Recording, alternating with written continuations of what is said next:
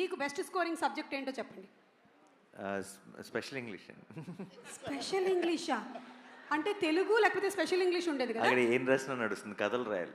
ఎక్కువ answer sheets రాసామంటే ఏదో ఒక మార్కులు వేసేస్తారు. ఆహాహా.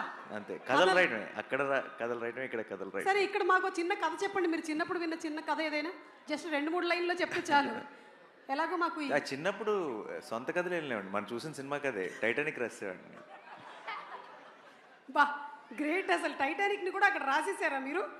ఓకే, సో మీకు మీ సిస్టర్కి ఇందులో ఈ సినిమాలో బ్రదర్స్ ఇద్దరి మధ్యలో బాండింగ్ చాలా బాగుంటుంది.